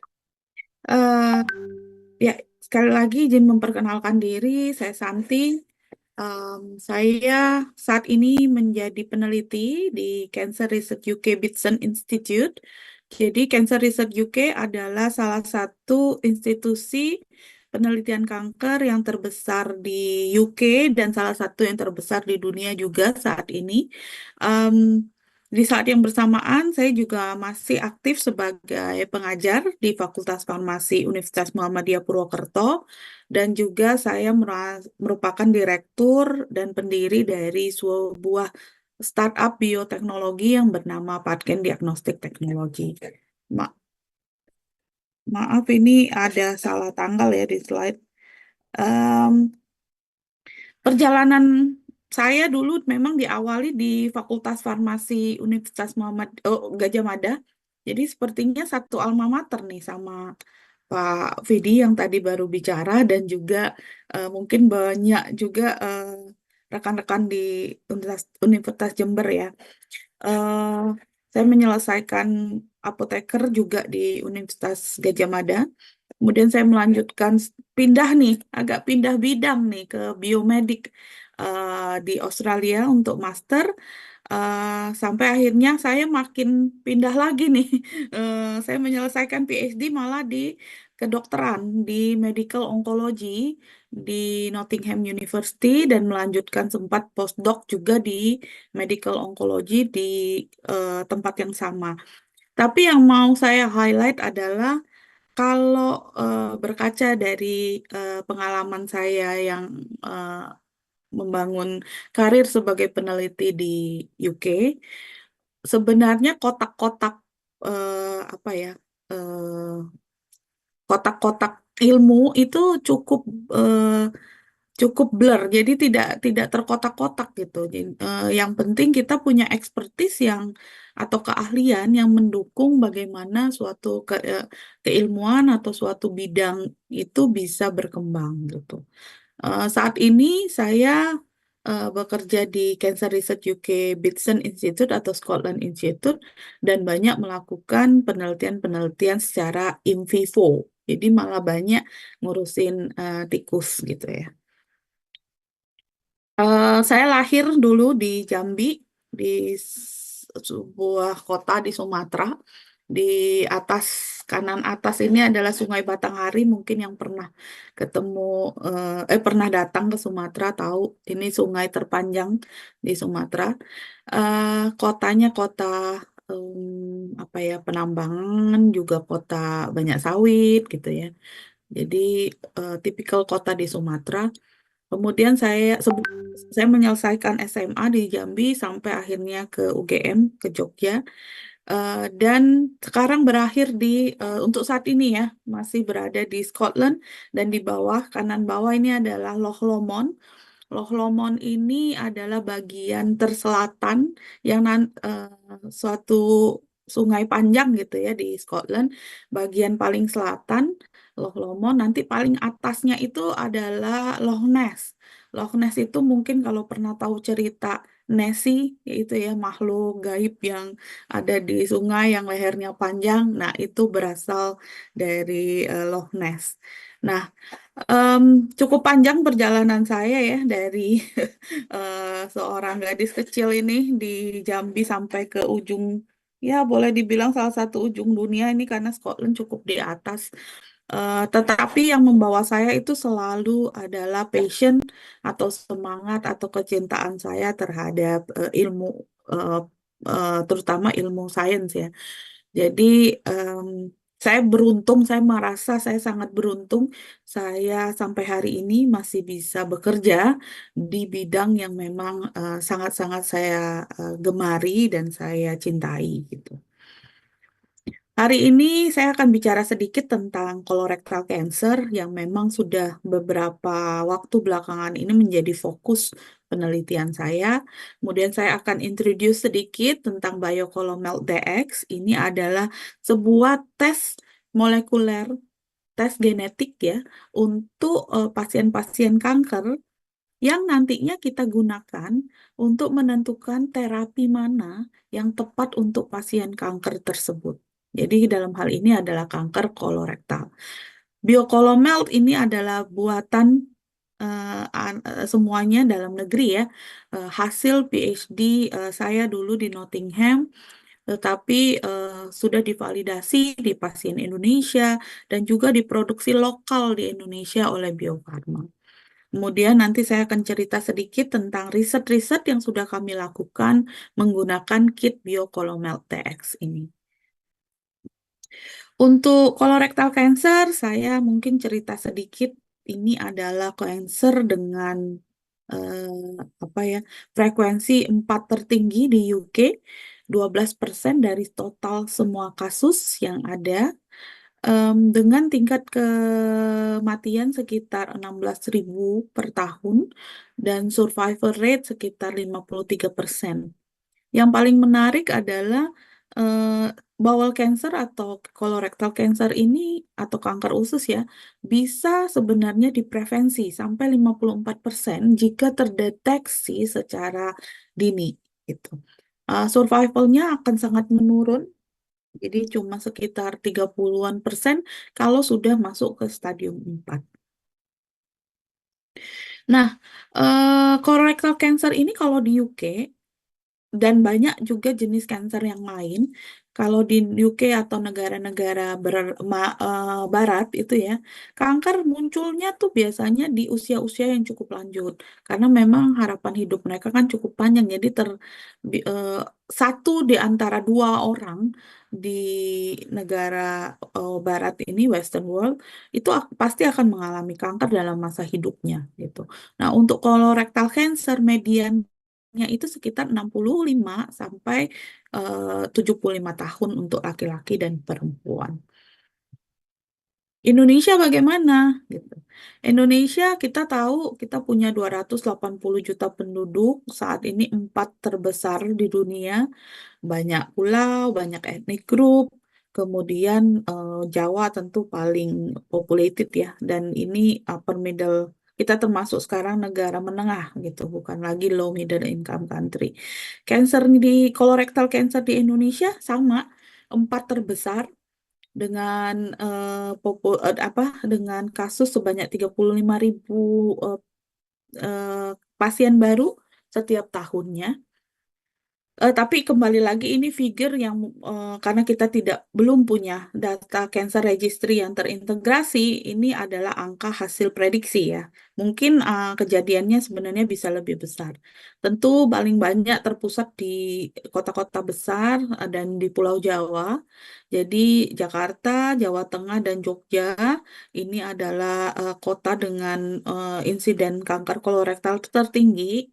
Kemudian sedikit lebih banyak laki-laki. Tetapi ada faktor yang menarik kalau kanker kolon di Indonesia, yaitu kita punya eh, jumlah pasien yang muda. Jadi muda itu udah kalau kategori internasional tuh di bawah 50 tahun ya.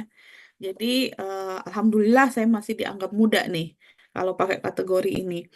Jadi kalau di bawah 50 tahun itu pasien kanker kolorektal kita yang muda ada 30-40%. Atau kalau mau pakai batasan yang lebih muda lagi di bawah 40 tahun itu sekitar 20%. Jadi 1/5 pasien kanker kita tuh tergolong muda. Dan insiden ini 3 kali lebih tinggi daripada yang dilaporkan di UK ataupun negara barat lainnya. Ini menjadi fenomena yang sebenarnya sangat menggelitik ya. Kenapa pasien kanker kolon di Indonesia itu banyak sekali yang muda-muda? Saat ini memang tren pasien kanker kolon yang muda itu naik di seluruh belahan dunia. Nanti saya akan cerita kenapa kok ini meresahkan. Secara biologi soalnya agak tidak make sense kalau kanker kolon itu terjadi di pasien yang terlalu muda secara biologi karsinogenesisnya. Tetapi kok ada fenomena peningkatan jumlah pasien muda dengan kanker kolon di seluruh dunia yang kita sebut sebagai early onset colorectal cancer atau EOCRC. Nah, kenapa kok ini jadi masalah? Ya, karena biasanya pasien muda ini akan datang dengan stadium yang cukup tinggi, yaitu 3 dan 4. Karena sering sekali di misdiagnose. Jadi kan datang pasien ya ke rumah sakit, ke dokter, ke klinik, dok saya punya keluhan ini. Biasanya akan misdiagnose sebagai IBS, irritable bowel syndrome, hemoroid, atau gangguan gastrointestinal lainnya. Nah, akibatnya akan terdiagnosa lagi dengan tepat secara lambat, sehingga stadiumnya sudah tinggi, survivalnya juga akan rendah. Dan pasien-pasien muda ini secara sosioekonomi kan lagi produktif ya, lagi mungkin sedang berkarir atau di keluarga juga punya anak kecil dan sebagainya. Efek sosioekonominya juga akan cukup tinggi terkait dengan pasien-pasien kanker pada umumnya sih, tidak hanya kanker kolon di usia yang muda. Nah, tadi saya menyebutkan secara teori itu agak nggak make sense kenapa kanker kolon terjadi di orang muda gitu. Karena kita sudah tahu nih dari penelitian sebelumnya bahwa kanker kolon itu muncul pertama karena adanya mutasi genetik di gen yang namanya APC. Nah, APC ini termutasi di satu strand DNA, dia harus untuk bisa merubah epitelium yang normal ke early adenoma atau benign, itu harus diikuti dengan mutasi di strand DNA yang kedua, yang kita sebut sebagai second hit. Nah, dari first hit ke second hit itu tuh bisa tahunan bisa puluhan tahun. Jadi kurang lebih 20 sampai 30 tahun untuk jaringan kita itu dari normal menjadi early adenoma dan butuh beberapa tahun lagi untuk dari early adenoma menjadi akhirnya karsinoma atau bahkan metastasis dengan cara akumulasi mutasi-mutasi pada onkogin ataupun proto-onkogin ataupun tumor suppressor gene yang lain gitu. Jadi proses ini sequence yang kita sebut dengan Feren-Vogelstein model untuk kanker kolon ini butuh waktu lama banget gitu. Sekitar 30 ada mathematical model tuh membuat prediksi proses ini butuh 50 tahun. Jadi agak nggak make sense kan? Kenapa kok kanker kolon bisa terjadi di pasien-pasien di bawah usia 50 tahun? Itu pasti ada proses accelerated carcinogenesis. Jadi proses karsinogenesis yang dipercepat. Nah, biasanya ada caranya nih untuk bypass karsinogenesis ini supaya lebih cepat, yaitu dengan kondisi kelainan genetik yang diturunkan yang disebut dengan Lynch. Lynch ini terjadi karena adanya mutasi pada gen MMR, jadi match repair protein seperti MLH1, MSS2, MSS6, PMS2.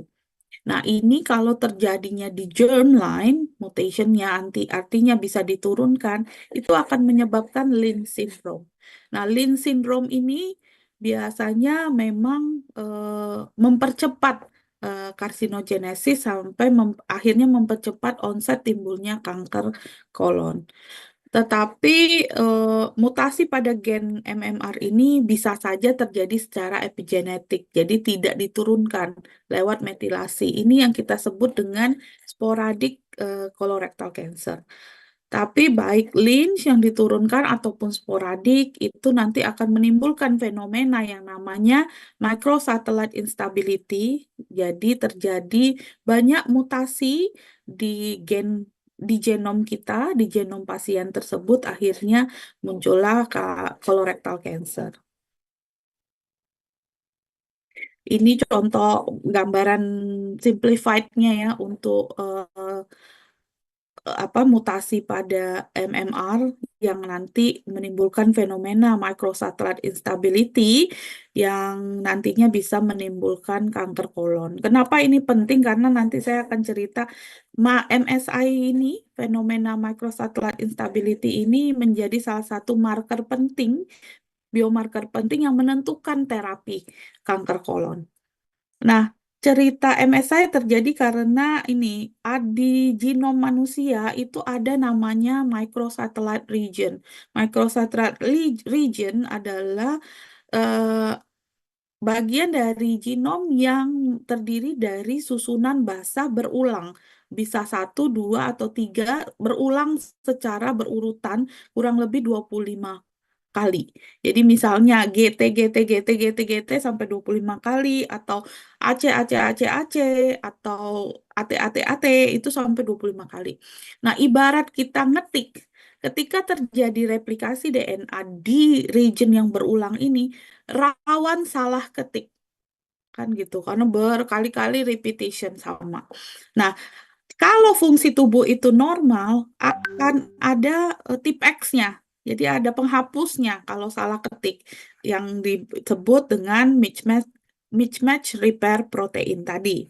Nah, kalau dalam kondisi Lynch, tip X-nya ini rusak gitu, ya, atau kering atau nggak ada. Akibatnya salah ketiknya itu tidak bisa dikoreksi dan kesalahan DNA itu akan makin lama makin banyak bertumpuk sehingga muncullah yang namanya microsatellite instability. Jadi tidak bisa diperbaiki. Nah, tip X-nya apa aja? Ini penghapusnya apa aja kalau lagi salah ketik ya. Ini ada gen-gen protein-protein, MSS6, MSS2, MLH1, PMS2 dan sebagainya. Ini dalam kondisi normal gitu. kerusakan tip X tadi, kerusakan MMR protein tadi bisa terjadi karena dua ya, ada yang kelainan genetik yang diturunkan yaitu Lynch, tapi bisa juga sporadik lewat perubahan epigenetik melalui metilasi. Kalau yang metilasi ini tidak diturunkan. Nah, kenapa kita kok ngulik-ngulik Lynch? Tadi saya sudah sampaikan Lynch itu mempunyai, jadi Lynch itu sifatnya diturunkan dan biasanya cukup associated atau cukup berkorelasi dengan kejadian early onset colorectal cancer.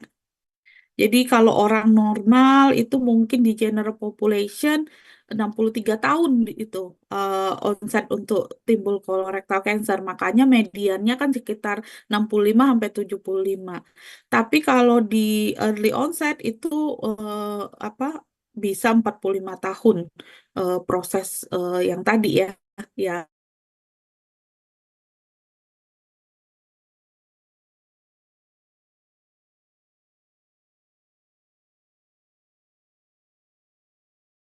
Veron Vogel gitu dibanding general population.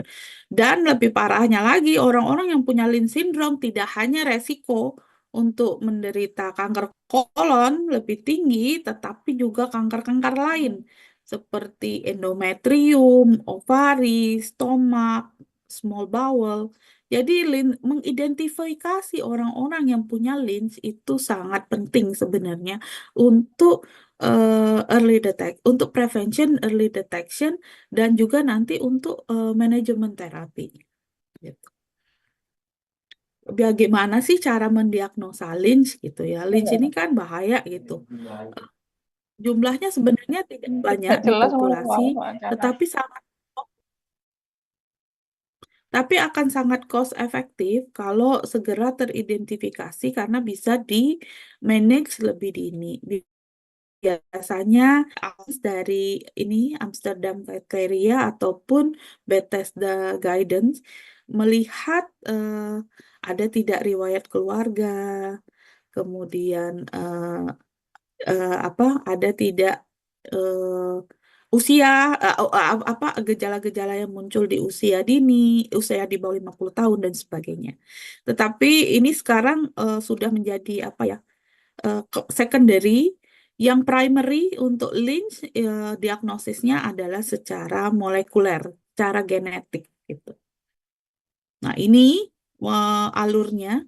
Jadi untuk pasien kanker kolon, terutama pasien kanker kolon yang muda, itu perlu dilakukan retrospective screening. Ini yang menjadi guidance di UK ya oleh NICE, National Institute for Health and Cancer Care Excellence.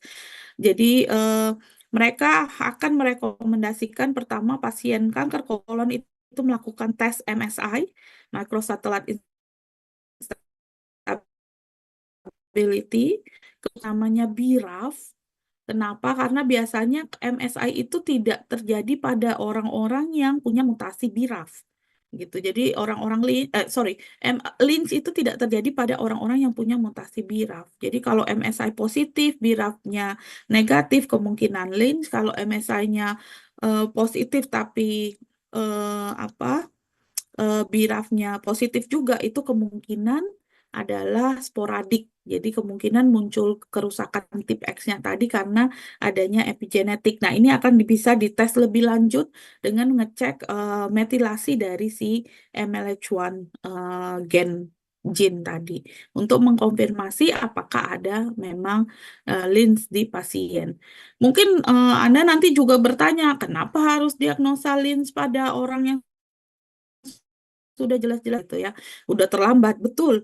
Tapi ini penting untuk keluarga sedarahnya. Kenapa? Karena nanti kalau pasien tadi kena kanker karena Lynch, maka keluarganya punya kondisi Lynch, dan kalau mereka belum mengalami kanker tentu harus dimonitor lebih dini gitu. Jadi sebagai gambar, kalau keluar orang-orang yang punya Lynch sebelum kena kanker itu harus ikut program screening kanker di UK di usia 20 5 atau 20 tahun, tapi jadi ada 20 gitu, yang digunakan untuk mencegah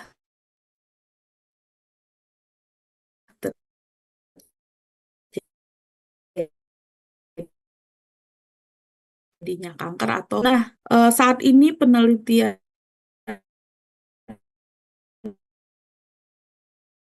kanker juga menyampaikan tadi saya dengar tentang PD-1 dan sebagainya itu untuk imunoterapi dan penggunaannya itu juga berdasarkan informasi molekuler. Akhirnya para ahli membuat konsensus berapa tipe sih secara molekuler kanker kolon ini. Jadi sudah dibuat 4 tipe. Jadi ada tipe yang pertama di mana dia itu biasanya sangat positif MSI-nya. Jadi banyak perubahan frame shape mutasi di genomnya. Kemudian ada BRAF mutation. Biasanya yang begini-gini ini mengundang banyak sel imun untuk teraktivasi dan menginfiltrasi tumornya gitu. Nah, kalau yang CMS 2 dan 3 ini yang kita sebut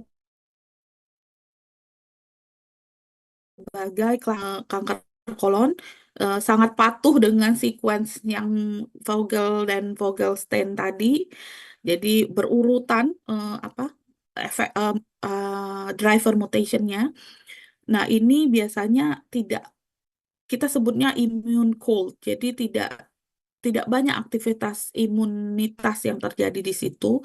Kemudian kalau CMS 3 ini lebih ke metabolik, jadi banyak metabolic deregulation, termasuk metabolisme gula, itu juga terganggu. Kalau yang tipe 4 ini yang sudah advance sekali, jadi bukan hanya tumornya, tapi juga lingkungan di sekitar tumornya itu sudah termodifikasi. Jadi banyak stromal infiltration, tumor microenvironmental remodeling, dan sebagainya. Nah, kena microenvironment karena sekarang paradigma penelitian kankernya itu nggak dilihat sel kankernya doang, tapi juga banyak tetangga-tetangganya sel kanker yang ternyata membangun suatu ekosistem yang nanti mendukung pertumbuhan dan juga metastasis dari kanker ini. Jadi sekarang studi kanker jadi cuma ngeliatin sel kankernya, tapi juga ngeliatin tetangga-tetangganya seperti imun sel, fibroblast, endotelial, pericyte, dan juga cancer stem cell gitu. Ya, nggak bisa lagi cuman ngelihat cancer cell secara kesatuan gitu. Kadang kan mungkin kita dulu sering di lab uji obat itu dengan menumbuhkan sel kanker tipe tertentu gitu ya di kultur secara kultur jaringan. Tapi model seperti itu suka batasan karena melihat kanker secara sendiri. Padahal kanker adaptasi tergantung sinyal tetangga-tetangga, sama juga tetangganya bisa beradaptasi tergantung sinyal dari sel kankernya. Jadi seperti satu ekosistem. Nah, karena ada pemahaman seperti itu, maka banyak penelitian sekarang melihat tumor microenvironment. Ini cuma salah satu dari yang akhirnya sudah terjemahkan secara klinis, yaitu Immunoscore. Immunoscore ini melihat prognosis, jadi kemungkinan kemungkinan progresi kanker dari suatu pasien berdasar hitungan jumlah imun sel yang ada di CT, jadi core tumor, dan di invasive margin, jadi di wilayah tumor yang berhubungan daerah yang belum kena tumor gitu, itu invasive margin. Nah, yang dilihat itu adalah CD3 dan CD8 yang saya rasa adik-adik dan rekan-rekan semua udah paham ini adalah untuk mengidentifikasi limfosit gitu ya, limfosit T. Nah, ini sudah diaplikasikan di klinis, jadi orang-orang yang punya imunoskor tinggi, jadi di I4 itu biasanya punya prognosis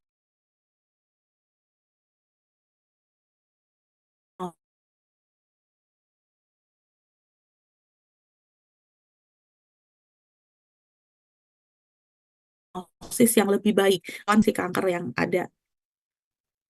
Nah, untuk pasien-pasien yang punya sel imun masif itu bisa ditarget untuk pemberian tadi imunoterapi. Contohnya ipilimumab, ini CTLA-4 blockage dan pembrolizumab, ini salah satu keluarga PD-1.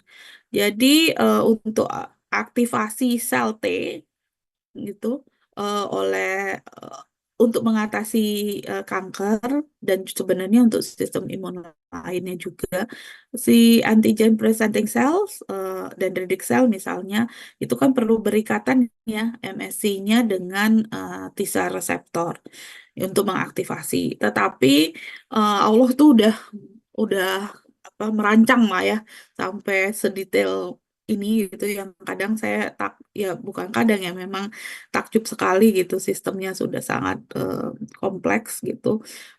Ada remnya jadi nggak cuman aktivator ada remnya juga karena kita tentunya tidak mau si sel itu kan selalu teraktivasi perlu ada saat-saat di mana aktivasi ini terhenti. Nah, ngeremnya itu lewat ikatan antara B7 reseptor dengan B7 ligan ya dengan CD28 sebagai reseptornya atau CTLA-4. Nah, kalau rem ini aktif dimanfaatkan oleh sel tumor maka T-selnya tidak bekerja. Akhirnya dirancanglah obat yang memang antagonis ya terhadap interaksi ini sehingga harapannya remnya tidak berfungsi T-selnya BL1 blockage. Kenapa kok pakai strategi imunoterapi? Ya karena untuk pasien yang punya T-sel cukup efektif nih kalau T-selnya itu bisa dimanfaatkan dan diaktifasi untuk menyerang si sel tumornya gitu. Imunoterapi ini sangat efektif sekali lagi untuk pasien-pasien dengan T-sel yang cukup tinggi dengan immune infiltrate yang cukup tinggi. Contohnya di CMS tipe 1 yang salah satu indikatornya adalah microsatellite instability. Kenapa kok microsatellite instability itu bisa mendatangkan banyak T-cell? Ya karena sudah dianggap banyak neoantigen karena adanya frameshift mutation yang banyak tadi karena kesalahan tidak aktifnya si MMR gene. Yang dilihat sekarang memang lebih banyak limfosit T, tapi sebenarnya komunitas tumor itu kan nggak cuma sel T ya, ada fibroblast, ada macrophages dan sebagainya. Ini tentunya akan membuat peluang juga untuk memanfaatkan sel-sel tetangganya sel tumor tadi untuk menyerang sel tumor. Ini banyak penelitian yang juga dilakukan di ranah ini. Nah, ini untuk merangkum saja, jadi ada CMS1, biasanya kita sebut MSI immune karena memang fenomenanya biasanya fenomenanya adalah tumor-tumor CMS1 ini adalah MSI positif, banyak imun infiltrate, bisa ditarget dengan imunoterapi. Yang sulit itu adalah yang CMS2 dan 3, yang immune cold.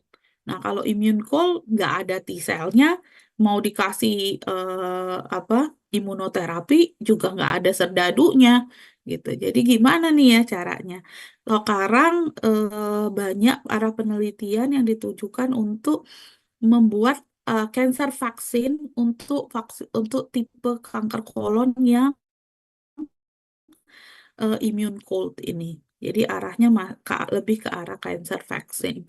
Kalau CMS4 ini sebenarnya beda-beda tipis sama CMS1, tapi ini yang tetangganya udah terlalu apa ya, tetangga sel tumornya tuh udah terlalu rusak gitu. Akibatnya biasanya yang begini bisa pakai immune cell imun imunoterapi, tetapi tetap tumor makroenvironmentnya tuh perlu diperbaiki dulu. Karena kalau nggak efektif juga imunoterapinya. Nah, tadi dua, tiga, empat dengan gigi terapi susu ke ranah yang cancer di mana obat itu tidak hanya berdasarkan misalnya stadium gitu ya.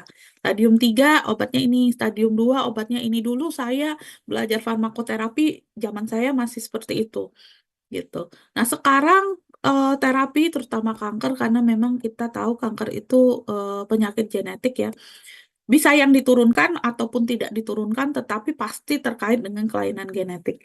Nah, eh eranya sekarang precision medicine di cancer, ya kita harus tahu jenis kankernya si pasien tersebut apa secara molekuler gitu.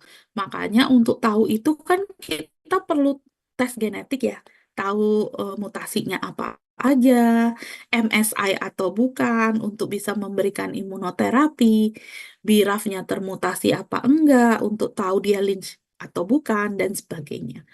Nah, ini yang menjadi ranah development dan juga aplikasi secara klinis yang dikembangkan banyak negara maju. Indonesia bagaimana gitu ya. Nah, kita berharap ya kita bisa mengejar terapi pasien kanker kita menggunakan prinsip-prinsip precision medicine juga.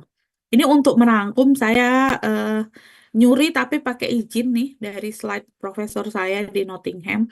Dia suka tayangkan slide ini karena untuk menyimpulkan gitu ya prinsip-prinsip precision medicine. Jadi precision medicine itu bisa dilihat dari sisi faktor predisposisi dan farmakogenetik. Ini terutama terkait dengan informasi molekuler yang sifatnya germline. Germline ini berarti ada di seluruh tubuh setiap dan khusus untuk orang tersebut dan bisa diturunkan. Jadi kasus Lynch itu termasuk faktor predisposisi dan kalau di farmasi ya kita banyak sekali ngelihat misalnya mutasi pada sitokrom P450 berbagai jenis tuh yang nanti mempengaruhi metabolisme obat. Nah, itu termasuk contoh germline mutation untuk yang mendukung precision medicine dari segi farmakogenetik gitu.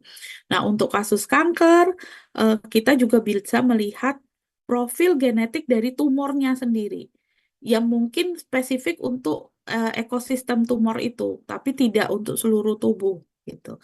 Nah, nanti profil dari tumor DNA ini bisa digunakan untuk prognosis, jadi melihat likelihood of outcome, jadi kira-kira outcome-nya bagaimana. Kemudian prediktif untuk menentukan prediksi terhadap efek suatu obat, dan farmakoterapeutik di mana kita menargetkan mutasi-mutasi yang ada dengan suatu obat. Jadi menjadi target obat gitu. Ini adalah 6P prinsip dari precision medicine. Semuanya informasi molekuler itu kita sebut sebagai biomarker. Banyak sekali biomarker yang sudah dilaporkan secara riset, tetapi tidak banyak yang akhirnya bisa dijadikan biomarker untuk apa ya, manajemen penyakit ini di tataran klinis, jadi di tataran pasien. Ini contoh targeted terapi yang tadi saya bilang hampir semua obat kanker sekarang menargetkan pathway molekuler di mana sangat berhubungan dengan biomarker dari masing-masing pasien gitu ya. Obat mungkin kalau untuk kanker sudah kebanyakan monoklonal antibody poliklonal atau bahkan biologic cell therapy gitu ya. Jadi saya rasa dulu saya waktu kuliah nggak belajar ini nih. Nah, kalau apoteker masa kini dan masa depan kayaknya atau farmasis ya perlu banyak belajar tentang obat-obat seperti ini. Tadi penggunaan obat-obat yang sedang banyak berkembang itu harus dipandu oleh informasi genetik. Itu prinsip precision medicine. Informasi genetiknya itu kita sebut sebagai biomarker.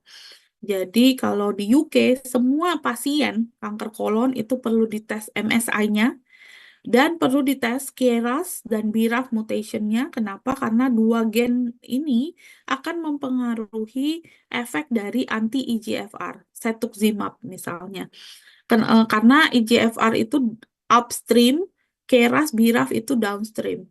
Saya belajar pathway dari MAPK, signaling pathway di kanker ini dari bukunya Prof. Zulis, guru kita ya, di buku farmakologi molekuler. Nah, kalau saya masih ingat tuh, EGFR tuh di atas, kemudian nanti ke bawah ada KRAS, BRAF, dan sebagainya. Kalau sudah ada mutasi pada KRAS dan BRAF, upstreamnya di blok dengan anti-EGFR nggak akan ada gunanya. Jadi tidak bisa pasien dengan mutasi KRAS dan BRAF diberikan anti-EGFR. Ini contoh penggunaan tes genetik dan biomarker untuk penentuan obat. Biomarker yang lain banyak banget nih kalau di penelitian dan punya fungsinya masing-masing. Yang saya cuma mau nunjukin aja bahwa di ranah penelitian banyak, tetapi yang masuk ke klinik untuk benar-benar dicek dan dijadikan guidance dalam manajemen terapi ataupun manajemen penyakit itu belum semuanya. Nah, untuk part 1 ini mungkin kita bisa menyimpulkan colorectal cancer itu muncul dari rentetan mutasi gen di sel epitelial, tetapi sel epitelial ini nanti bisa mempengaruhi sel-sel tetangganya, dan kebalikannya, informasi dari sel tetangga itu juga bisa menentukan bagaimana si sel epitelial kanker ini bertumbuh dan berpindah atau dalam hal ini metastasis. Genetik dan tumor microenvironment biomarker itu sedang banyak diteliti orang karena sangat berguna untuk memberikan gambaran terhadap prognosis dan respon terhadap terapi. Tetapi hanya beberapa yang memang sudah tervalidasi dan masuk sebagai acuan dalam pengambilan keputusan secara klinis. Nah, untuk Indonesia bagaimana? Untuk negara-negara berkembang bagaimana? Yang mungkin untuk tes genetik kapasitasnya masih belum semaju negara maju ya. Kita berarti kan harus memilih tes-tes genetik yang memang punya manfaat klinis cukup tinggi. Jadi untuk konteks resource limited setting seperti negara berkembang mungkin dalam hal tes genetik kita pakai prinsip less is more ya, jadi kita bisa fokus ke beberapa biomarker saja. Akhirnya kami meluncurkan nih lewat Partgen, ini ganti cerita ya. Akhirnya muncullah ide untuk bagaimana kita memulai precision medicine di kanker kolon di Indonesia dan harapannya di negara berkembang lainnya dengan membuat suatu produk tes genetik yang mudah, terjangkau, dan punya manfaat klinis yang cukup tinggi. Akhirnya muncullah Partgen dan di-launchinglah yang namanya BioColomel DX. Partgen kita punya visi ingin mempromosikan, ingin mensupport kesetaraan global di dalam precision medicine. Karena kita tidak mau hanya negara-negara maju saja yang sudah mentreatment pasiennya berdasarkan informasi genetik dan akhirnya bisa lebih tepat gitu. Kita ingin mendukung itu juga di Indonesia dan negara-negara berkembang lainnya. Saya izin share video ini mungkin ya. Semoga ada suaranya. My name is Santi. I am a cancer researcher. In the middle of working on my research, I was diagnosed with stage 3 colorectal cancer. At that time, I had so many questions. Why me? I'm quite young. Then I remember my cousin was diagnosed with cancer too. Is this disease inherited in the family? Are the drugs given to me effective? Can I be cured? How long can I survive? I believe many others with the same condition as the one I have asked the same things. As a cancer researcher, I knew that the treatment for cancer patients varies from one patient to another depending on the genetic mutation profile of each patient. Thus, molecular diagnostic tools are very much needed to be able to guide doctors to provide appropriate and useful therapy. It is also important to understand the familial risk of the disease. Unfortunately, molecular diagnostics is still difficult to reach by the majority of cancer patients in many parts of the world because of the high privation. PathGen Diagnostic Technology would like to provide affordable molecular diagnostic solutions to support better management of cancer and other diseases in developing countries. Driven by our young and highly enthusiastic teams supported by world-leading experts in the field, PathGen's vision is to democratize molecular diagnostics to achieve global equity in precision medicine. PathGen, Molecular Diagnostics for All. Ya, itu sedikit gambaran tentang apa yang kita ingin capai bersama di PathGen. Visi kita mendemokratisasi genomic solution di negara berkembang dan juga dengan cara menyediakan tes-tes molekuler diagnostik, tes-tes genetik untuk kanker dan penyakit lainnya yang terjangkau dan mudah untuk diaplikasikan, dan tentunya meningkatkan kapasitas genomik di negara Indonesia dan negara lain lewat knowledge exchange dan partnership dengan global partner.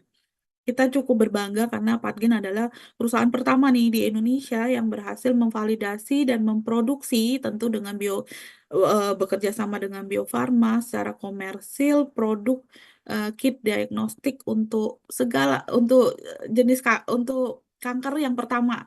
Jadi belum ada yang melakukan tes melaunching ya secara lokal tes genetik untuk kanker apapun di Indonesia. PathGen alhamdulillah yang pertama.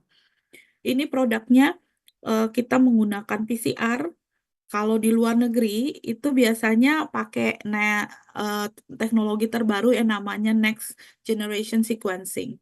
Tetapi kita melihat aplikasinya di Indonesia untuk klinis ya, itu bisa cukup terbatas gitu. Akhirnya kita meluncurkan kit berbasis PCR. Sebenarnya di UK sendiri pun penggunaan NGS secara klinis itu masih terhambat gitu. Kalau untuk riset ya udah sangat fluent. Saya tiap hari juga bisa NGS gitu ya di lab. Tetapi kalau untuk pelayanan klinis itu masih keteteran juga gitu. Apalagi di negara berkembang. Jadi kita menggunakan metode PCR. Ide biokolomel ini muncul sebelum COVID.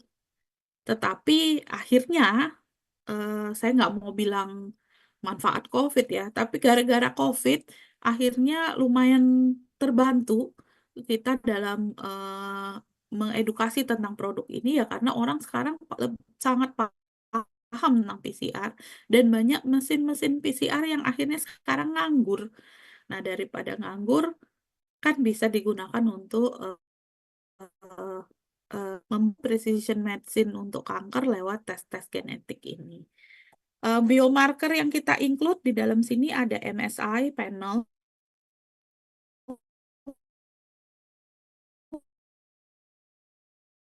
karena tadi mengidentifikasi bersama dengan exon C dan juga MLH1 promoter methylation. Bertiga ini nanti bisa digunakan untuk retrospektif screeningnya yang lead. Kalau yang oncogene, kita menargetkan untuk gen-gen yang ada di MIPK signaling pathway, jadi ada KRAS, PIK3CA, dan NRAS, karena ini kalau ada ada mutasi kan obat anti IGFR. Menyambung ke kuliah tadi yang disampaikan Pak Vidi, MSI panel ini kalau positif berarti pasiennya lumayan bagus menjadi kandidat untuk penerima imunoterapi, tetapi tidak baik untuk diberikan 5-FU. Sedangkan kita tahu 5-FU adalah obat kanker yang paling banyak digunakan untuk kanker kolon di Indonesia. Yang saya sangat berbangga ini adalah hasil kolaborasi. Jadi Patgen bekerja sama dengan Bio Farma untuk melaunching produk ini, tetapi sangat didukung oleh kerjasama dengan klinisi. Jadi ada Rumah Sakit Kanker Darmais, Fakultas Kedokteran Indonesia, RSCM, Fakultas Kedokteran Gadjah Mada dan Sarjito, Universitas Riau, rumah saya tentunya Universitas Muhammadiyah Purwokerto yang merampungkan Health Technology Assessment untuk produk semacam ini, dan BRIN yang menampung Patgen ya. Lab kita berlokasi di LIPI dulu sebelum berganti menjadi BRIN di Cibinong, dan tentu disupport waktu itu oleh University of Nottingham dan juga Embassy KBRI Indonesia di London. Jadi ini adalah produk keroyokan. Yang kita mau sampaikan di sini adalah kita bisa kalau mau kolaborasi. Di launching sendiri oleh Pak Menkes 2022 di Darmais. Bagaimana sih perjalanan kok sampai akhirnya muncul Biokolomel? Ini tadi saya cerita sedikit bahwa ini backbone-nya, jadi kerangkanya itu adalah hasil penelitian saya di S3 di UK, di mana waktu itu saya sempat mempublish beberapa paper di tahun pertama atau tahun kedua saya di PhD. Dua yang paling utama yang terkait dengan Biokolomel ini ada ENLIST dan juga ini yang tentang PIK3CA correlation dengan KRAS dan BRAF mutation. Nah, ENLIST ini kita sebut sebagai Nottingham Lynch Syndrome Test. Jadi semuanya di dua paper ini saya menggambarkan bagaimana PCR bisa digunakan untuk deteksi mutasi di pasien kanker kolon. Sampel yang saya pakai waktu itu tentu sampel pasien-pasien di UK. Cuman karena metode ini menggunakan PCR bukan NGS, saya berpikir bahwa metode ini bisa dikembangkan untuk penggunaan di Indonesia secara klinis ya. Metode ini berprinsip pada salah satu prinsip dari PCR yang kita sebut dengan high resolution melting. Jadi kalau ada DNA itu kan ada 2 strand ya. Kalau ada mutan, ada bagian yang termutasi. Ketika strand normal dan strand mutan dari si tumor tadi itu kita melt gitu ya, kita derajat, akan terbentuk untayan-untayan DNA yang single. Nah, single itu nanti kalau diturunkan suhunya dia akan gabung lagi jadi hetero, jadi duplex. Nah, duplex itu kalau bisa di yang namanya heteroduplex kalau ada mutasinya. Heteroduplex ini akan melt lebih dulu, lebih awal ketimbang yang normal gitu. Nah, prinsip ini yang kita gunakan untuk mengkonfirmasi, oh ada nih mutasi gitu pada DNA tersebut, gitu. Pada fragmen DNA tersebut. Ini prinsip dari high resolution melting analysis yang kita gunakan untuk pengembangan produk Biokolomel. Tadi kegunaannya ini udah jelas, ada deteksi untuk Lynch, retrospektif ya, bukan prospektif.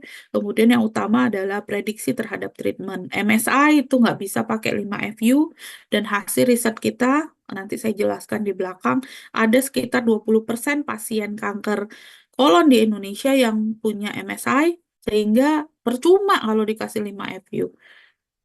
Mereka akan menjadi kandidat yang baik untuk dikasih imunoterapi, walaupun harganya sekarang masih sangat mahal. Kemudian mutasi tadi KRAS, PIK3CA, BRAF, NRAS tidak bisa diberi anti-EGFR.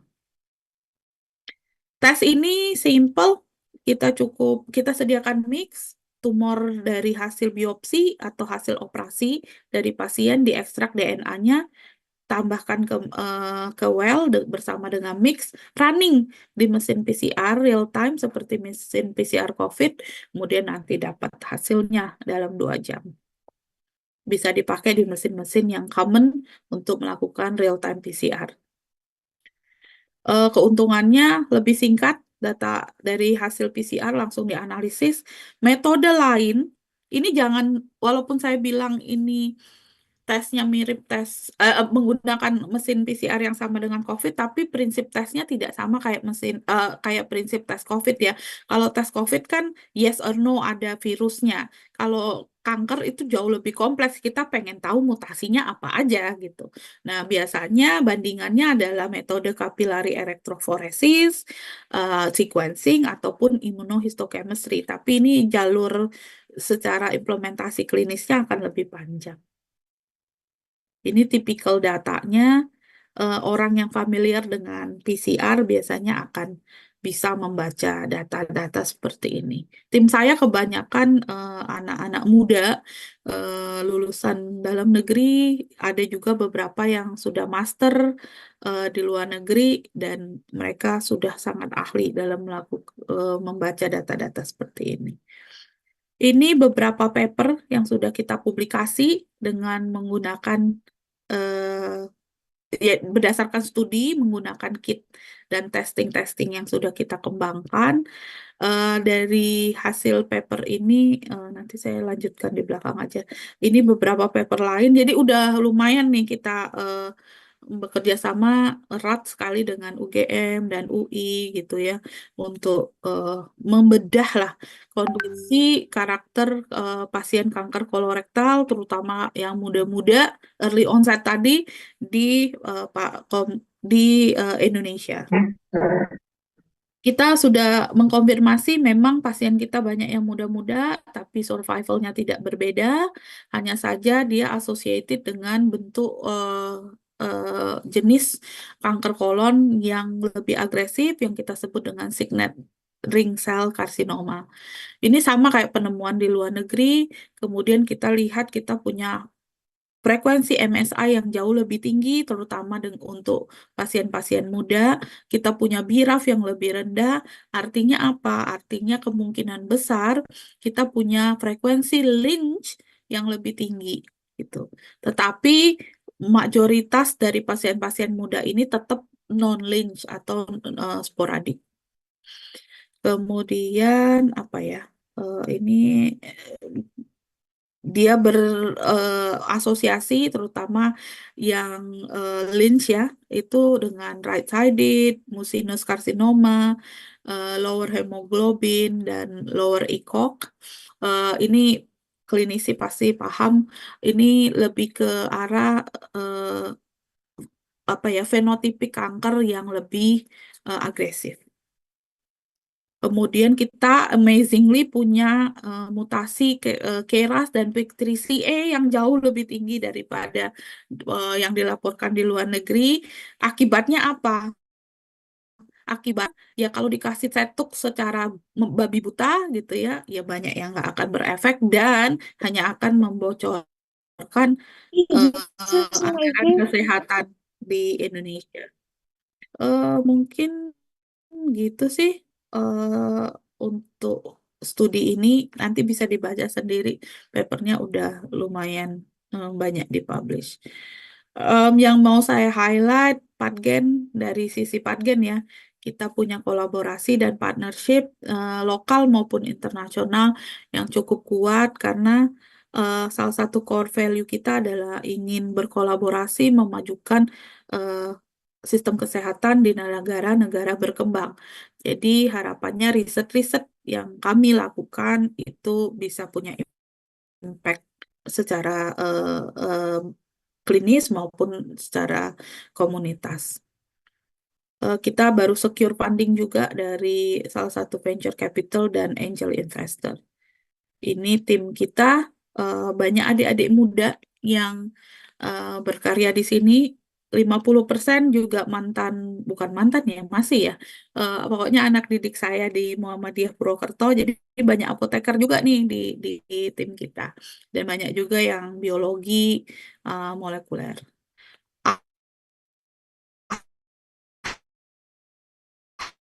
Ahlinya baik dalam maupun di luar negeri. Mungkin gitu aja sih dari saya. Prinsip saya ya kita harus berkolaborasi kalau kita ingin melangkah jauh dan bikin impact secara bersama-sama. Mungkin begitu. Terima kasih. Assalamualaikum warahmatullahi wabarakatuh. Waalaikumsalam warahmatullahi wabarakatuh. Saya ucapkan terima kasih Santi atas pemaparan materi yang sangat luar biasa, yang tentunya dapat menambah wawasan serta pengetahuan kita semua mengenai bagaimana pendekatan berbasis molekuler menjadi kunci dalam diagnosis dan pengobatan kanker yang precision medication. Selanjutnya, kita akan memasuki waktu diskusi dan tanya jawab. Mengingat keterbatasan waktu, saya akan membuka 2 sesi. Dengan masing-masing untuk satu sesi ada 3 pertanyaan. Untuk pertanyaan bisa disampaikan via kolom chat Zoom atau bisa dengan raise hand.